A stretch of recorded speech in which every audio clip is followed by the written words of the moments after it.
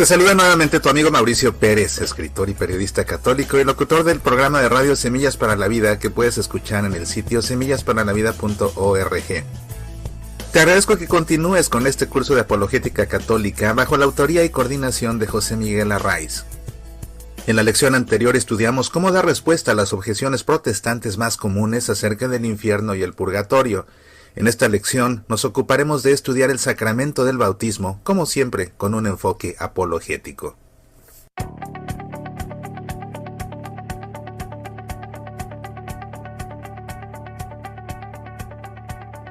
El bautismo es uno de los sacramentos de iniciación cristiana junto con la Eucaristía y la confirmación.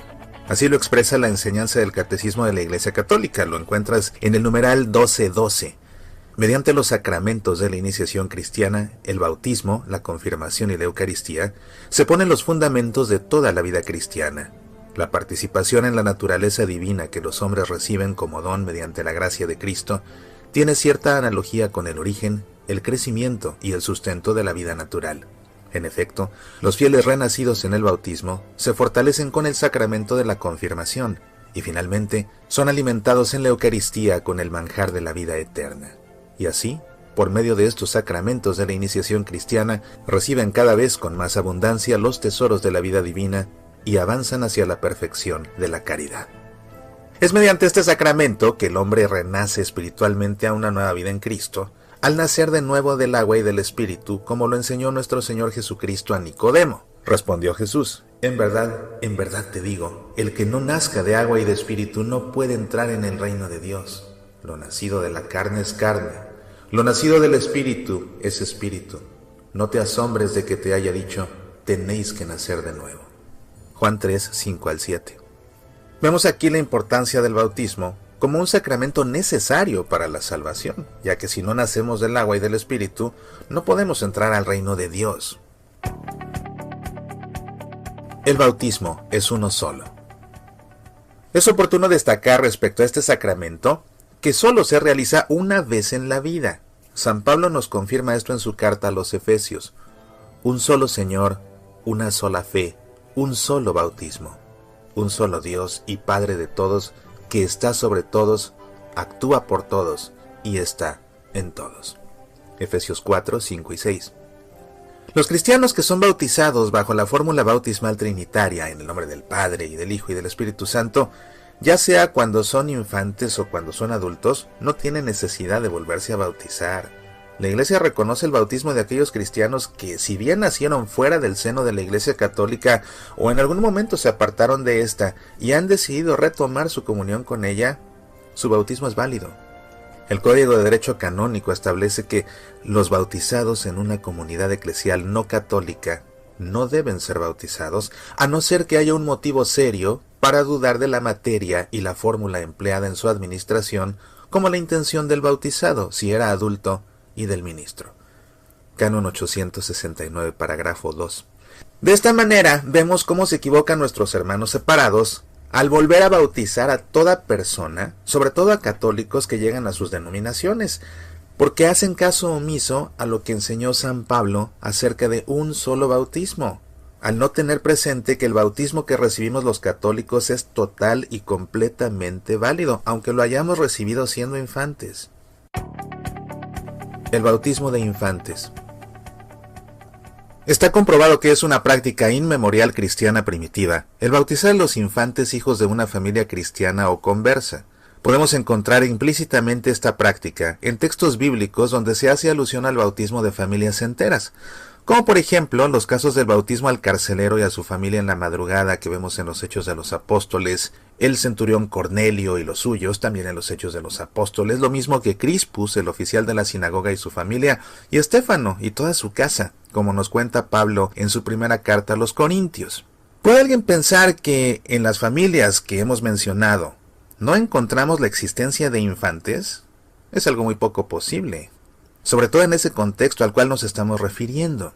Se debe tener presente que, como enseña San Pedro, es por el bautismo que se recibe el don del Espíritu Santo, y que esta promesa no es solo para los padres de familia, sino también para sus hijos.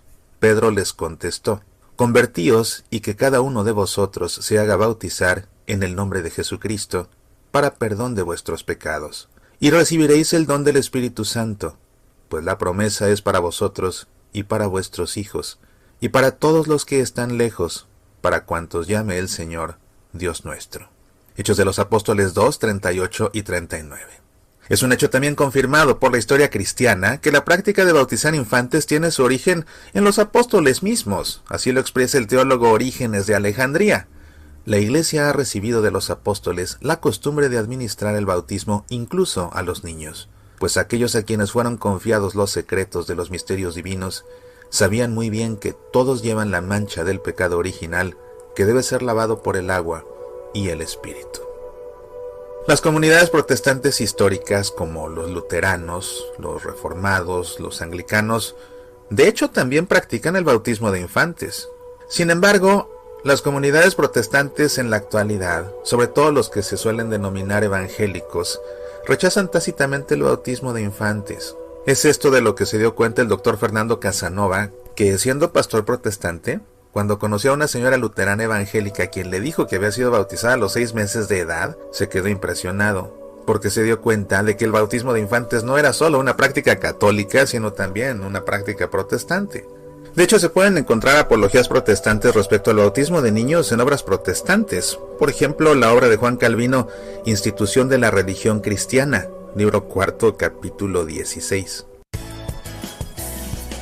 Fin de la primera parte. Esta lección continúa en el siguiente audio.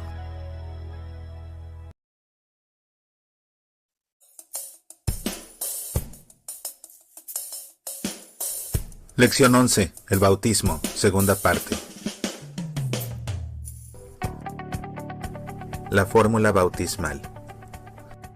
Algunos grupos cristianos hacen énfasis en que el bautismo debe ser en nombre de Jesús para que éste sea válido. Y aluden a varios textos de la Escritura para justificar su argumento. Por ejemplo, Pedro les contestó: convertíos y que cada uno de vosotros se haga bautizar en el nombre de Jesucristo para remisión de vuestros pecados, y recibiréis el don del Espíritu Santo. Hechos 2:38. Y mandó que fueran bautizados en el nombre de Jesucristo. Entonces le pidieron que se quedase algunos días. Hechos 10:48. Pues todavía no había descendido sobre ninguno de ellos, únicamente habían sido bautizados en el nombre del Señor Jesús. Hechos 8:16. Y cuando oyeron esto, fueron bautizados en el nombre del Señor Jesús. Hechos 19:5. Como has podido notar, estos textos usan distintas expresiones, por ejemplo, en el nombre de Jesucristo o en el nombre del Señor Jesús, pero ninguna de estas dos expresiones se refiere a la fórmula bautismal. Más bien aluden a que el bautismo se está realizando bajo la autoridad de Jesús para diferenciarlo de otros bautismos que existían en esos tiempos. Cuando las autoridades judías interrogaron a los apóstoles, les preguntaron con qué poder o en nombre de quién habían realizado los bautismos y los milagros. Y colocándolos en medio les preguntaban: ¿con qué poder o en nombre de quién habéis hecho eso vosotros? Hechos 4:7.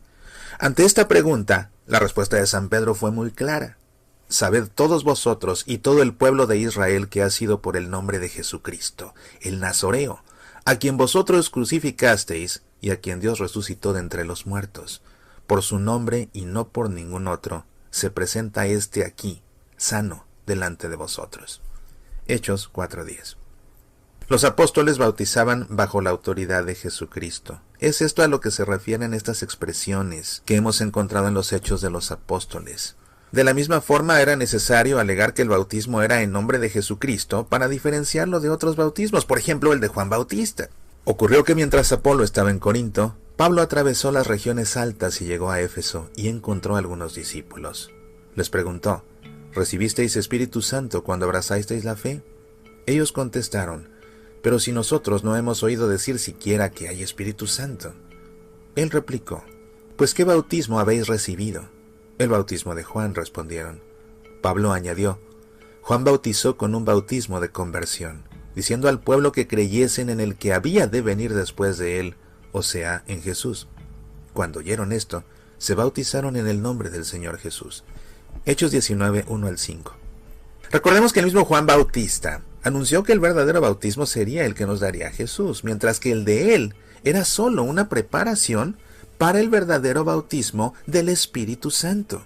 Yo os bautizo con agua en señal de conversión, pero aquel que viene detrás de mí es más fuerte que yo, y yo no soy digno de llevarle las sandalias. Él los bautizará con Espíritu Santo y fuego. Mateo 3:11.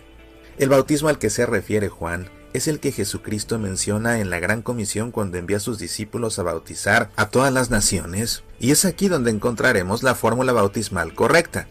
Id pues y haced discípulos a todas las gentes, bautizándolas en el nombre del Padre, y del Hijo, y del Espíritu Santo. Mateo 28:19. Tenemos entonces que es el mismo Señor quien nos indica que el bautismo debe ser bajo la fórmula trinitaria. De igual forma, es bueno tener presente lo que nos enseña San Basilio de Cesarea, que nadie se deje engañar por el hecho de que el apóstol con frecuencia omite el nombre del Padre y del Espíritu Santo cuando se menciona el bautismo. No deje que nadie suponga que la invocación de los nombres es una cuestión de indiferencia. Como muchos de ustedes dicen, ya que todos ustedes que fueron bautizados en Cristo han sido revestidos de Cristo. Y de nuevo, ¿no saben ustedes que todos los que fuimos bautizados en Cristo Jesús nos hemos sumergido en su muerte? El nombre de Cristo que se ve es la confesión del todo, ya que nos habla del Dios que unge, el Hijo que es ungido y el Espíritu que es la unción. Sí, a continuación, en el bautismo la separación del Espíritu del Padre y del Hijo es peligrosa para el que bautiza e inútil a la recepción. ¿Cómo puede ser seguro para nosotros si separamos el Espíritu del Padre y del Hijo? Creemos en un Padre, un Hijo y un Espíritu Santo. Así también, a continuación, somos bautizados en el nombre del Padre y del Hijo y del Espíritu Santo. Tratado sobre el Espíritu Santo, 12:28. Las formas de administrar el bautismo. La Iglesia siempre ha administrado el bautismo bajo 3 formas: inmersión, infusión y aspersión. La inmersión consiste en sumergir el cuerpo o parte de la persona dentro del agua. La infusión en vertir agua sobre la cabeza del que será bautizado, y la aspersión en rociar con agua al que será bautizado. Estas 3 formas son totalmente válidas en la Iglesia Católica. Mientras que en la Iglesia Ortodoxa se usa más la forma de inmersión, y en algunas comunidades protestantes como la luterana la forma más usada es la aspersión, la Iglesia Católica prescribe en el Código de Derecho Canónico el bautismo se ha de administrar por inmersión o por infusión, de acuerdo con las normas de la Conferencia Episcopal. Canon 869, parágrafo 2. En la Sagrada Escritura encontramos textos que de manera implícita nos dan evidencia de estas 3 formas de bautizar. Uno de los textos bíblicos que se usa para alegar que el bautismo debe ser por inmersión es aquel donde se presenta el bautismo del eunuco por parte del diácono Felipe. Y mandó detener el carro. Bajaron ambos al agua, Felipe y el eunuco, y lo bautizó. Hechos 8:38. Se piensa que porque el texto hace uso de la expresión bajaron al agua, se está haciendo referencia a que el bautismo fue realizado por inmersión. Y aunque algunos hermanos separados piensen que de por sí todos los bautismos deben realizarse por inmersión, encontramos textos bíblicos que indican que esto no es posible. Por ejemplo, el caso del bautismo de San Pablo. ¿Y ahora qué esperas? Levántate, recibe el bautismo y lava tus pecados invocando su nombre. Hechos 22:16. El texto indica que San Pablo recibió el bautismo de pie. Esto solo podría darse en el caso de un bautismo por infusión, es decir, vertiendo agua sobre su cabeza, o bien por aspersión, rociándolo con agua. Fin de la segunda parte. Esta lección continúa en el siguiente audio.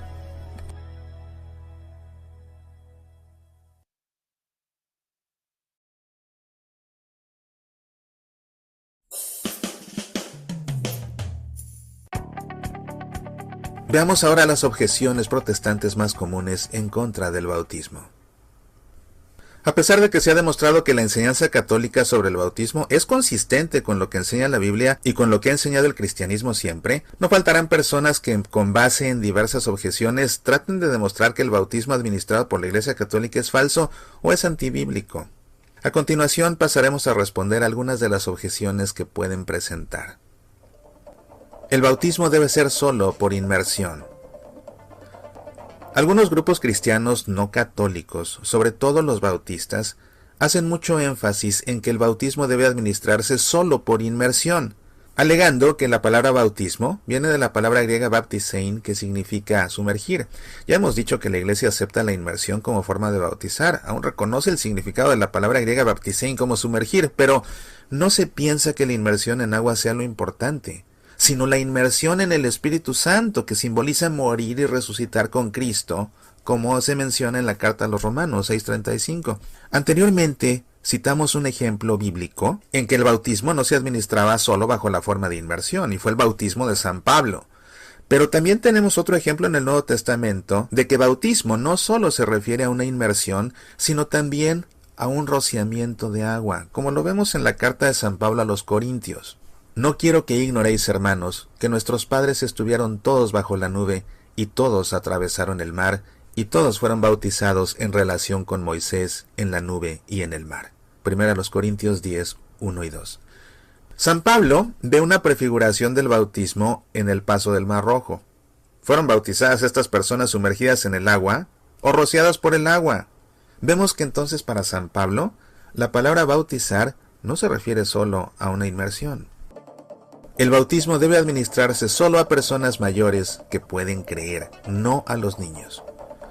Normalmente se escucha de parte de algunos cristianos no católicos que el bautismo solo deben recibirlo aquellas personas que tengan la capacidad de creer por sí mismas, no los niños que no tienen conocimiento de lo que es el bautismo, y para justificar este argumento se suelen citar los textos de Marcos 16:16 y Hechos 18:8, donde se les pide a las personas que serán bautizadas que crean.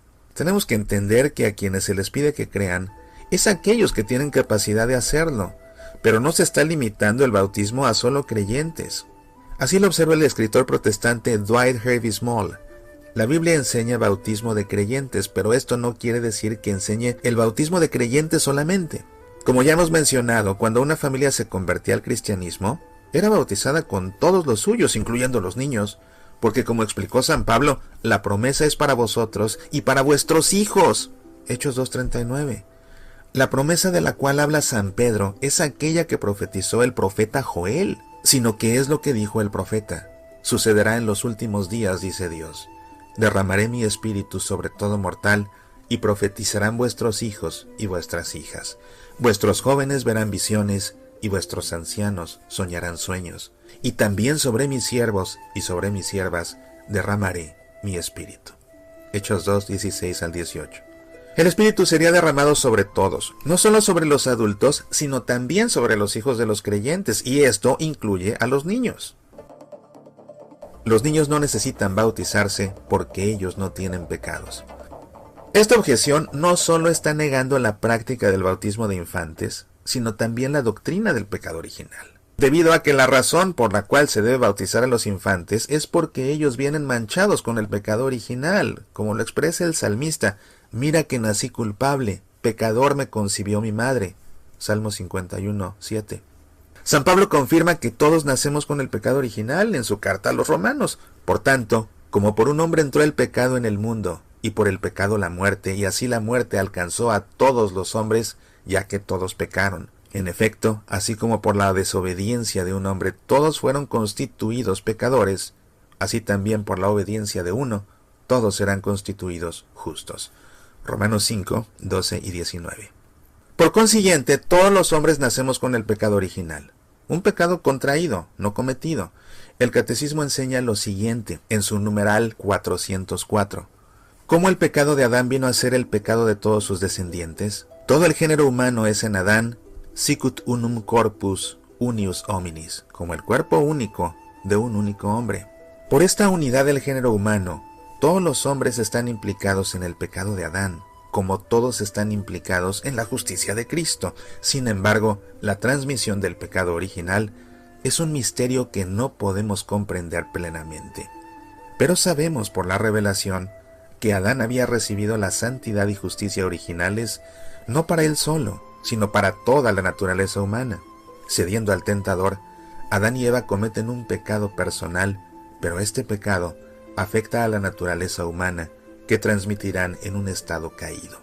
Es un pecado que será transmitido por propagación a toda la humanidad, es decir, por la transmisión de una naturaleza humana privada de la santidad y de la justicia originales.